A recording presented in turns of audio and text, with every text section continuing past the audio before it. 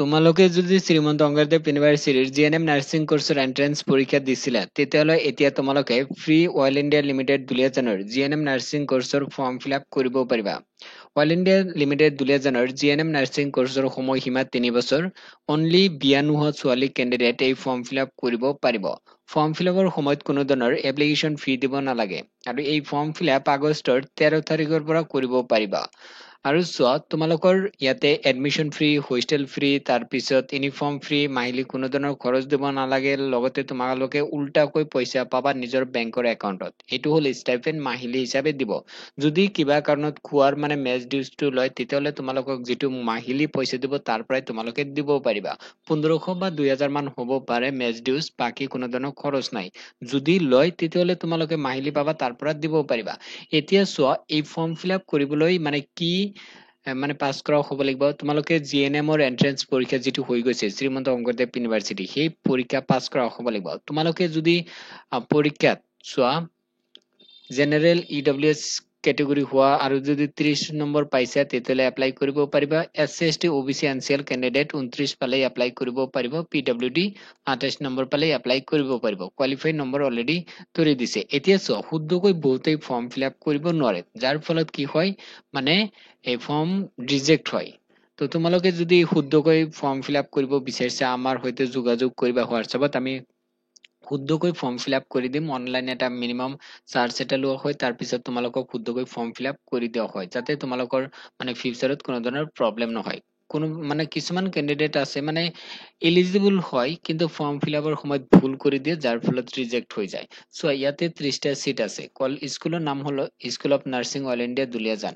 3 বছৰীয়া কোৰ্চ হয় আৰু এই ফৰ্ম ফিল আপ কৰিবলৈ মিনিমাম 17 পৰা 35ৰ ভিতৰত হ'ব। অনলাইন ফৰ্ম ফিল আপ কৰিবলৈ কাম কৰিবা, ভিডিঅ' ডেছক্ৰিপশ্যনত নাম্বাৰ আছে, যোগাযোগ কৰিবা।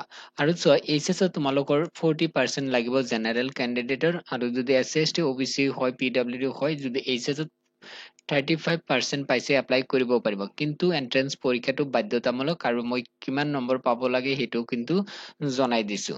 আৰু চোৱা তোমালোকৰ কি হ'ব, ফৰ্ম ফিল আপ কৰি যেতিয়া জমা দিবা তাৰ পিছত তোমালোকৰ ডকুমেণ্ট ভেৰিফিকেশ্যন হ'ব আৰু মেডিকেল এক্সামিনেশ্যন হ'ব।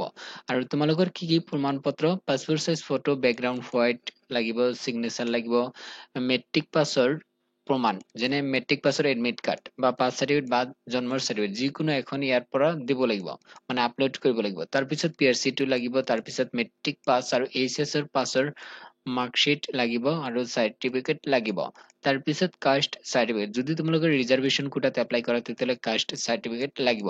EWS কেণ্ডিডেটৰ ইনকাম চাৰ্টিফিকেটটো লাগিব যদি EWS কোটাত এপ্লাই কৰে। ফিজিকেল হেণ্ডিকেপ যদি PWD কোটাত এপ্লাই কৰে তেতিয়াহ'লে PWD চাৰ্টিফিকেট লাগিব। আৰু জিএনএম এন্ট্ৰেন্স পৰীক্ষাৰ স্ক'ৰ কাৰ্ড লাগে। বহুতে চাইজ মিলাব নোৱাৰে কিন্তু বা ভুলকৈ কৰে, যাৰ ফলত কিন্তু ৰিজেক্ট হয়, আগতেই কৈছো। তোমালোকে যাতে শুদ্ধকৈ ফৰ্ম ফিল আপ কৰা।